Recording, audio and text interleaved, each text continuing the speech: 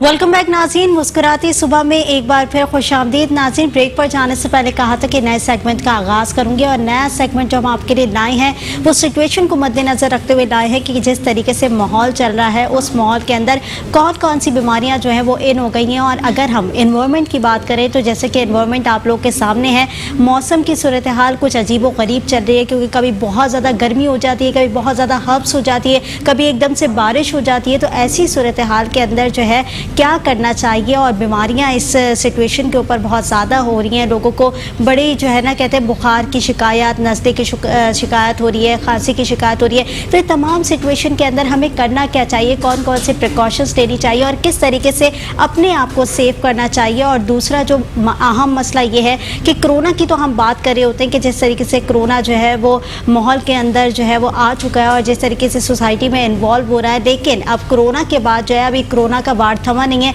कि डेंगू ने सर उठा दिया। और डेंगू की सूरत हाल के अंदर हमें क्या करना चाहिए, लोगों को किस तरीके से हम अवेयर करें, किस तरीके से उसके बारे में हम बताएं कि डेंगू से आप लोगों को किस तरीके से बचना है। क्योंकि अभी हम देख रहे हैं कि दिन ब दिन डेंगू के केसेस में इजाफा होता जा रहा है। अंदरून सिंध की बात करें तो वहाँ पर भी बहुत ज़्यादा डेंगू के केसेस जो है वो इन होते जा रहे हैं। तो ऐसी सूरत हाल के अंदर हम तमाम लोगों को किन चीज़ों के बारे में जो है ख्याल रखना है, किन चीज़ों की प्रिकॉशंस लेनी है और किस तरीके से अपने आप को सेव करना है, ये तमाम चीज़ें जो है वो हम प्रोग्राम के अंदर आज डिस्कस करेंगे, सेगमेंट के अंदर डिस्कस करेंगे। जो सेगमेंट के अंदर हमारे साथ मेहमान मौजूद हैं वो है डॉक्टर आबिद हुसैन मिर्ज़ा साहब, जो कि एक चाइल्ड स्पेशलिस्ट भी है। उनसे जानेंगे कि तमाम सूरत हाल के अंदर कैसे हम अपने आप को सेव कर सकते हैं। वेलकम करूंगी डॉक्टर साहब आपको प्रोग्राम के अंदर। पहले तो सबसे पहला तो सवाल मेरा यही है कि वेदर आप देख रहे हैं कितना अजीब व गरीब वेदर चल रहा है। कभी एकदम से जो है हवाएं चलने लगती हैं, कभी एकदम से बहुत ज़्यादा गर्मी हो जाती है, कभी हब्स हो जाती है, कभी अभी आप देख रहे हैं कि बारिश की प्रेडिक्शन है कि मूसलाधार बारिश भी होने वाली है।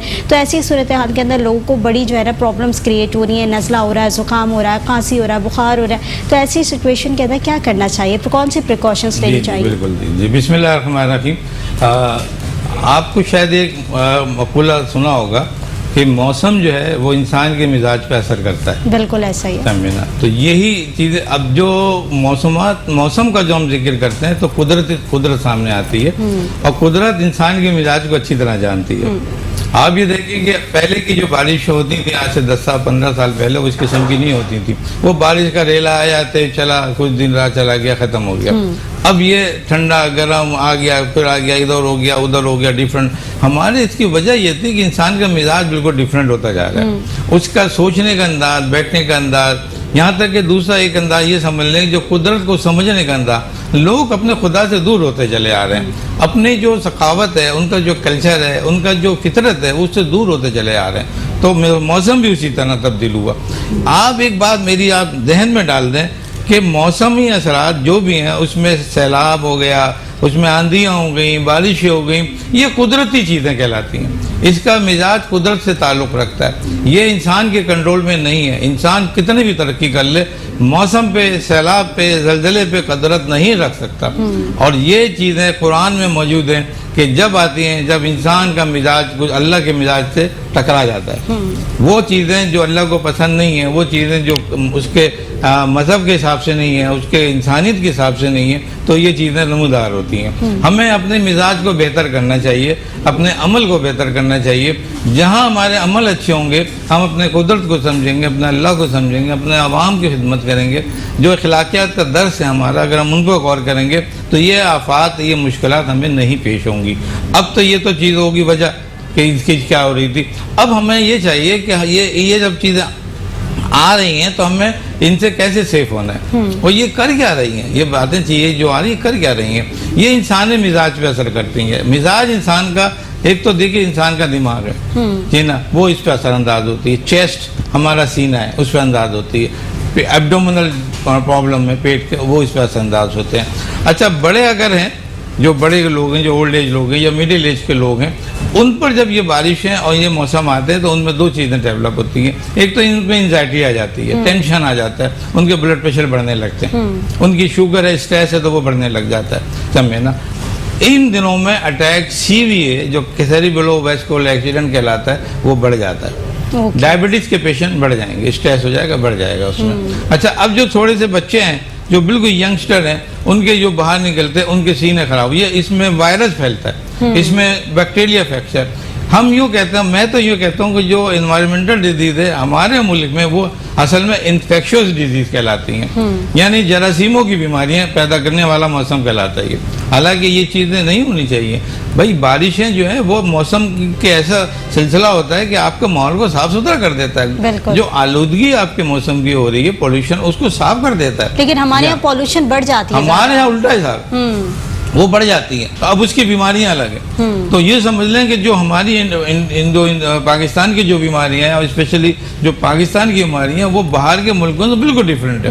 वहाँ की जो बारिशों में कुछ और चीजें आ रही हैं साफ, यहाँ के मौसम में जो हो रहे हैं हमारी बीमारियां इतनी तो तभी आप मवाजना नहीं कर सकते। लोगों का मवाजना भी तो करें। वहाँ के लोग बड़े सेंसिटिव होते हैं, पाकिस्तान के लोग सेंसिटिव नहीं होते, उनको इतनी जल्दी चीजें असरअंदाज नहीं करती। इसकी वजह यही है कि हमने इन्फेक्शियस डिजीज को इतना वो चीजें फैल जाती हैं कि असल में जो हमारी जो इम्यूनिटी है, बेसिक चीज़ जो है इन्फेक्शन का ताल्लुक इंसान की ज़ात से इम्यूनिटी पर है। आप जितने पक्के आपके टॉलरेंस पावर होगी, आपकी बीमारियां आप तक नहीं आएंगी। लेकिन हम आपको पता है कि ये हमारे जितनी भी चीज़ें, यानी जो बैक्टीरिया हैं और जो हमारी ग़िज़ा हम इस्तेमाल करते हैं, उनका मकसद इस तरह से डेवलप होता है कि हमारा टॉलरेंस कम हो जाए, हमको जल्दी बीमारियां लग जाएं और हम जल्द से जल्द कोई ना कोई अंजाम को पहुँचें। ये हिसाब के देखिए, मिलावटें इतनी आ गई हैं। अब आप देखिए बाहर जब निकलते हैं, एक तो इंसानी बीमारियां होगी ना, लेकिन जब आप खरीदो फरोख्त के लिए जाते हैं, आपने आटा चीनी देखते हैं, जाके फ्रूट देखते हैं, सब पे पानी के अजीब दबाव की वजह से सब खराब हो रही हैं चीज़ें। उनमें मच्छर मक्खी आ गए, सब में ना फ्रूट है तो वो खराब हो गए। यानी हमारे पास कोई भी चीज हाइजीन नहीं है, हाइजीन हर तरफ हमारे पास अनहाइजेनिक कंडीशन डेवलप है। तो अब जब ये सूरत हाल हो तो अच्छा भला इंसान भी जो वो बीमार पड़ जाता है। अच्छा, अब बच्चों की तरफ हम जाते हैं तो इसमें वायरस बहुत ज़्यादा कॉमन होता है। और वायरस जो होते हैं वो आपको मालूम है, नमूनिया का सबसे कॉमन वायरस हमारा होता है। इसी तरह पेट के हवाले से रूटा वायरस है जो गैस्ट्रो भी करता है, चेस्ट इन्फेक्शन भी करता है, तो रूटा वायरस हमारे पास आ जाता है। इसी तरह कोलरा हो गया, ऐसे का वायरस हमारे पास आ जाता है। अच्छा, और ज़्यादा सीन दूसरे टाइफाइड के हो गए। अच्छा, जहाँ चीज़ें जमना रुकना शुरू हो गई, स्टेगनेंट वाटर हो गया, घर की सफाई आपने नहीं की तो मच्छर मक्खी आ गए। तो मच्छर आ गए तो मच्छरों की वजह से हमारे यहाँ दो बीमारियाँ पाई जाती हैं। एक हमारे यहाँ मलेरिया होता है, समझना, उसको वही बहुत डेंजरस होता है और वो काफ़ी लंबे अरसे के लिए भी होता है। इसी तरह दूसरा एक और चीज़ आ गई है, डेंगू। बिल्कुल। अब वो डेंगू भी आपके सर पड़ गया। अब डेंगू क्या, अच्छा दोनों का नेचर डिफरेंट है। मलेरिया का नेचर अलग है, डेंगू का नेचर अलग है। आपने ये सोचा कि मैं चलो साफ पानी उठा के यहाँ रख देता हूँ, एक जगह कोने पे आपने रख दिया, खुला छोड़ दिया। डेंगू ने कहा हम तुम्हें ऐसे नहीं छोड़ेंगे, हम यहाँ जमा, हम ब्रीडिंग अपनी यहाँ करेंगे और तुम्हें काटेंगे, समझे ना। अच्छा, अब उसने टाइम मतलब वो गंदे पानी में नहीं आता, वो साफ पानी में आता है। अच्छा, फिर एक और भी चीज है ना इसकी, इसने डेंगू ज्यादा शार्प है दूसरों के मुकाबले में, ये ज्यादा शार्प कहलाता है वायरस जो है। इसने सोचा कि ये तो मुसलमान है, ये सुबह नमाज के लिए तो उठेंगे हैं और मगरिब के टाइम पे नमाज वजू करेंगे, तो ये पानी जो सुबह का पानी आता है, रखते हैं बाल्टियों में भर के, ये वहाँ ब्रीडिंग करता है, वहाँ अपने जरासीम छोड़ता है। अच्छा। हाँ, जब आप वजू करने आते हैं या सुबह गुस्ल करने आते हैं, ये कटता है, आपको काटता है। अच्छा, तरीका वही है जैसे उस मलेरिया में फीमेल एनोफिलीज होती थी, इसी तरह इसकी भी फीमेल ही है। ओके। दोनों का नेचर एक ही है। अच्छा, दोनों का शेप भी वही है, थोड़ा सा डिफरेंट है। इसमें थोड़े वाइट स्पाइक होते हैं, कांटेदार होता है ये वाइट का, और लंबे होते हैं, थोड़ा साइज में ये बड़ा होता है, इसलिए कि ये जरासीम भी बड़ा जरासीम ये उसका बड़ा भाई है। मलेरिया का मॉस्किटो एनोफिलीज का बड़ा भाई है। तो ये इस तरह से वो चीज़ें करता है। अब काफ़ी देर तक, काफ़ी अर्से था, तो यही नहीं पता चला कि ये इसको मच्छर ने काटा कब। अब एक से जब पूछा गया कि भाई क्या करेगा, मेरे घर में तो मच्छर है ही नहीं, तो ये डेंगू किधर से आ गया। तो उसने कहा आप पानी रखते हैं घर में, स्टेगनेंट वाटर है, आपने जो रखा हुआ स्टोर किया हुआ है, या आपके घर में स्विमिंग पूल है, या आप कहीं जाते हैं स्विमिंग पूल, कहीं स्विमिंग के लिए जा रहे हैं, कहीं पिकनिक पे ले जा रहे हैं, वो जो पूल है वहाँ पे जुम जाता है ये, वहाँ पर होता है ये। लेकिन इसकी खूबसूरती ये कि दोपहर को नहीं काटेगा। अच्छा, कौन से मौसम में नमूदार होता है ये? और जिस तरीके से हम देख रहे हैं कि अभी गर्मी का सीज़न चल रहा है, और अभी हमने देखा कि कोरोना के फ़ौरन बाद जो है वो डेंगू का सीज़न आ गया, और डेंगू से हमने देखा बड़े लोग मुतासर हो रहे हैं। अंदरूनी सिंध की हम बात करें तो वहाँ पर बहुत ज़्यादा जो है ना अमूमन केसेस रिपोर्ट हो रहे हैं डेंगू के, और लोगों को मैंने देखा है कि वो डेथ की तरफ भी चले जाते हैं। तो इसका क्या प्रिकॉशंस कैसे होते हैं, और अगर डेंगू हो जाए किसी को तो सिम्टम्स सबसे पहले क्या क्रिएट होते हैं? सही है। देखिए, ये जो जितने भी मैंने कहा इन्फेक्शंस होते हैं, ये गंदगी अनहाइजीनिक कंडीशन में डेवलप होते हैं। हालांकि ये साफ पानी में है, लेकिन अनहाइजीनिक है सब में ना। अगर जब ये विंटर सीजन, खासतौर पे ये जो बारिशों के बाद जो सीजन, ये टाइफाइड, मलेरिया और डेंगू का ही ये मौसम कहलाता है। ये हेल्थी मौसम भी है और हेल्थी ही में ये चीज़ें डेवलप होती हैं, लेकिन हर जगह नहीं है। यानी अगर आप बाहर मुल्क में जाएंगे तो वहाँ विंटर बहुत साफ सुथरा होगा, वहाँ ना मच्छर है, ना टाइफाइड है, ना आपका डेंगू, कुछ भी नहीं है, ना गैस्ट्रो, कुछ नहीं हुआ। इसकी वजह क्या? हाइजीन है, बेसिक अनुसार हाइजीन है, बेसिक है।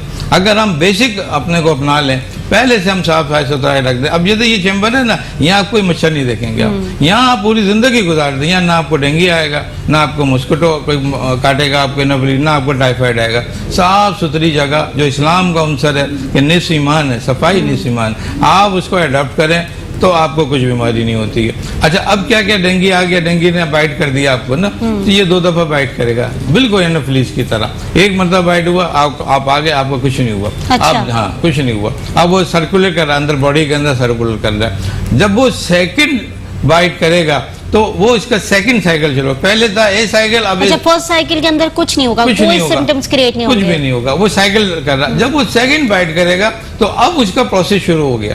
अब आप फुल फ्लैश जो है आपके बॉडी के अंदर डेंगू वायरस जो है वो आपके अंदर डेवलप हो गया है। अब वो सिम्टोमेटोलॉजी देगा। अच्छा, इसका एक खूबी भी है, अच्छी भी है, कि बहुत जल्दी रैपिडली ये काम करता है। जैसी सेकंड बाइट भी विदिन 2 डेज ये इसकी सिम्टम डेवलप हो जाती हैं, और विद इन 2 to 3 डेज में फुल फ्लैश हो जाता है ये। अच्छा, अगर आपने ट्रीटमेंट किया तो विद इन भी खत्म हो जाता है। अच्छा, फौरन भी खत्म भी जल्दी होता है, ये एक अच्छी बात है। लेकिन वो जो 1 हफ्ता है वो इतना जानलेवा होता है कि बंदा जो है, जो इन्वॉल्व हुआ है, वो उसकी डेथ हो जाती है अगर वो सीवियर हो गया तो। इसकी वजह ये हुआ कि इसकी भी किस्में, एक हुआ सिंपल हुआ, आपने उसने काट दिया, आपका फीवर हो गया, सही, आपको लेथार्जिक हो गई, कमजोरी हो गई, बैठने उठने की आपके ताकत कम हो गई, सिंपल ना। अच्छा, फीवर में इसमें जो ये होता है कि फीवर बहुत हाई ग्रेड होता है। अच्छा। यानी इसका फीवर टाइफाइड के फीवर से, मलेरिया के फीवर से मुख्तलिफ हाई ग्रेड स्पाइक 102 से तक, नहीं ज्यादा, 103, 104, 105 ये होगा। अच्छा, उसमें इतना सीवियर बॉडी एक होगा कि मरीज को कहेगा कि यार मुझे इससे पहले इतना दर्द नहीं हुआ। तो ये एक इंडिकेशन हो गई। यानी हमारे पास जो पेशेंट आ गए, एक लफ्ज बोलेगा कि सब सीवियर पेन है, सीवियर के लफ्ज इस्तेमाल किया, तेज का इस्तेमाल किया, हम समझे डेंगू की तरफ जा रही है। फिर इसमें इतनी कमजोरी होगी, लिथार्जिक इतना बॉडी हो जाएगा उसकी कि वो उठना चलना मुश्किल हो जाएगा, टांगों में दर्द हो जाएगा, पैर सर में दर्द हो जाएगा। इसकी वजह क्या हुई कि ये ब्लड में अटैक करके आपके खास किस्म के प्लेटलेट काउंट होते हैं, थ्रोम्बोसाइट होते हैं, उन पे अटैक करता है ये और उनको डैमेज कर देता है। जैसे ही उनको डैमेज करता है, उसकी जो क्वांटिटी है वो कम होना शुरू हो जाएगी। एक लिमिट पे जाके वो इतनी कम हो जाती है कि आपकी लाइफ जो होती है इनएविटेबल हो जाती है, यानी आपकी डेथ होने लगती है आपकी। तो ये सिस्टम, जबकि मलेरिया भी करता है, मलेरिया में भी हेमोलाइसिस होती है, मगर वो इतनी डिग्री पे नहीं होता। उसकी सिर्फ क्या होता है, उसकी जो खास किस्म है मलेरिया की, सेरिब्रल मलेरिया हम लोग जिसे कहते हैं, वो दिमाग में चला जाता है। वो दिमाग में जाके उसमें फिट्स ले आएगा, वो बहुत डेंजरस है।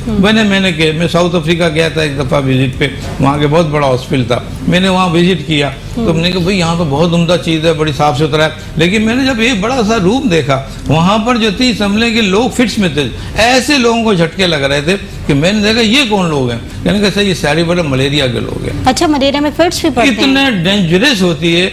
और मैं आपको ये हल्फिया बता रहा हूँ कि मैंने जैसे उधर देखा, मैं जॉब के लिए गया था, मुझे जॉब मिल गया, पहला दिन था मेरा, और मैंने वही रिजाइन दिया और मैं वहां से निकला। मैंने कहा भाई ये तो डेथ हो जाएगी। अच्छा, जब ने देखा कि वो सारी जालियां लगे, हिफाजत तो वही सेम है ना, आप जालियां लगा लें, आप पर्दे लगा लें, आप या जो आपके कपड़े, या आप इसकी लॉन्ग स्लीव कर लें, आप ढके ना रहें, समझना। इसके अलावा जो इसके जो कुछ चीज़ें सोल्यूशन वगैरह आते हैं वो लगा लें बॉडी, तो आप सेफ हो जाएंगे। लेकिन कहाँ तक सेफ होंगी, चेहरा तो खुला है, वो तो हर जगह जाएगा। तो इतना डेंजरस होता है सेरिब्रल मलेरिया। लेकिन अल्लाह का शुक्र है कि हमारे मुल्क में, मैं जब से मौजूद हूँ, मैंने सेरिब्रल मलेरिया के पाकिस्तान में बहुत कम केस इतना सीवियर नहीं देखा, बहुत ही कम देखे। लेकिन हमारे यहाँ ज़्यादा वाइवैक्स होता है, एक मलेरिया की किस्म होती है, वो जो ऑल्टरनेट डे बुखार आता है, वो ज़्यादा होता है। उसे कंट्रोल कर लेते हैं। भाई एक दिन बंदा खामोशी से अच्छा गुजर गया, दूसरे दिन फीवर ने फिर वो प्रोसेस किया है उसने, तो हम लोग कंट्रोल कर ले। लेकिन डेंगू में ऐसा कुछ नहीं है। आपका डेंगू ने अटैक किया, कट से हाई ग्रेड हुआ, ब्रेन डैमेज किया, सेल डैमेज किए, और जैसे ही थर्मोसाइट इसके कम हुए, थर्मोसाइटोपेनिक पर पूरा कहते हैं इसको, दाग धब्बे निकलेंगे, ब्लीडिंग होगी। ब्लीडिंग होगी नाक से, आंख से, बॉडी के मुख्तलिफ हिस्सों से ब्लीडिंग होगी। ये इसको हम लोग कहते हैं हेमोरेजिक फीवर कहते हैं। जैसे मैंने कहा था मलेरिया की किस्म है, ऐसी डेंगू की किस्म है। एक डेंगू होता है सिंपल, एक होता है हेमोरेजिक फीवर होता है डेंगू का, उसमें हेमरेज होता है, ब्लीडिंग होगी, लेकिन वो भी काफी हद तक बच जाता है। तो इसके घर में प्रिकॉशन कैसे दे सकते हैं? अभी देखिए, अब ये हो गया ना, अब एक और किस्म में सेप्टिक है, वो शॉक कंडीशन है। वो जब मरीज जो है जब आया और उसकी ब्लीडिंग बहुत ज्यादा हो गई, तो वो शॉक में चला गया। जब वो शॉक में गया तो उसकी डेथ हो गई, है ना। तो ये तीनों चीजें हो गई हैं। अब इतनी डेंजरस सब चीजें, एक खास बात इसके अंदर ये है कि ये कॉन्टेजियस डिजीज नहीं है। आपके हाथ लगाने से ये नहीं फैलती, आपके हाथ के करने से, या आपके कोई कॉन्टैक्ट हो गया, या आपने उसका कपड़ा पहन लिया, आपने टॉवल यूज कर ली, इससे डेंगू नहीं फैलता। मुझे ये बात बाज़ औक़ात अजीब सी लगती है कि हम जब इस डेंगू के मरीज को हम कहते हैं अलग आइसोलेट कर देते हैं, ये कर दिया, तो इसकी कोई खास जरूरत नहीं है। इससे पैनिक फैलता है कि भाई ये कौन सी बीमारी है, छूत की बीमारी, कॉन्टेजियस बीमारी है, ये क्या बीमारी है ये, जबकि ऐसा इसमें कुछ भी नहीं है। आपका जो डेंगू का जो फीवर है, ये चीज़ें आपका जाली आप लगा दें, आप रिपेलेंट इस्तेमाल कर लें, आप जो लॉन्ग स्लीप की चीज़ें इस्तेमाल कर लें, सब में ना लोगों को, और सफाई करें, आप स्प्रे करें सारी बॉडी इलाके में, आप अपने जगह पे जहाँ बैठे हैं स्प्रे करें, तो डेंगू नहीं हो।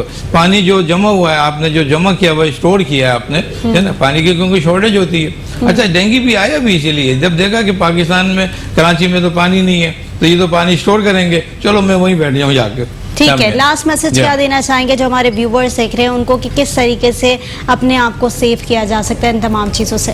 जी हाँ, मैंने कहा ना, इन्हीं से सेव होगा। आप जो पानी स्टोर करें वो ना करें, आप जो कपड़े पहने, आप लॉन्ग स्लीव पहने, आपने एक्सपोजर आपका जो कम होना चाहिए, सफाई का बिल्कुल ख्याल रखें। आप ये नहीं देखें कि यहाँ कोई मच्छर आ रहा है, बल्कि आप देखें कोई मक्खी कोई चीज़ आपके इलाके में, आपकी जगह नहीं होना चाहिए, पानी स्टोर नहीं होना चाहिए। आप जगहों पे ना जाए, आपने घर में चलो स्टोर नहीं किया, आप स्विमिंग पूल चले गए। देखिए, आपको याद होगा कि जब ये डेंगू के वक्त में था तो हमारे सारे स्विमिंग पूल वगैरह जो थे, फार्म हाउस वगैरह बंद कर दिए गए थे। अब वो सोचते थे भाई ऐसा क्या हो रहा है, नहीं ऐसा ये हो रहा है कि वो सारे डेंगू फैला हुआ होता था। तो आप उसको आप केयर करें, आप बिल्कुल अपने को साफ सुथरा रखें। जब इसके साथ जो होती है, इसकी कोई खास पाकिस्तान में वैक्सीन नहीं है, इसकी कोई, लेकिन बाहर के मुल्क में वैक्सीन है इसकी। हाँ, वहाँ मिल रही है वैक्सीन, वहाँ पाकिस्तान में नहीं है। दुआ करें कि ये भी, इसकी भी वैक्सीन आ जाए तो और भी सेफ हो जाएगा ये। अब मतलब ये था कि मलेरिया को कोई वैक्सीन नहीं है, उस पर गौर ही नहीं हुआ, इसलिए उन्होंने कहा चलो बुखार आ गया कवर कर देंगे, चलो देख लेंगे, अब सफाई कर दो।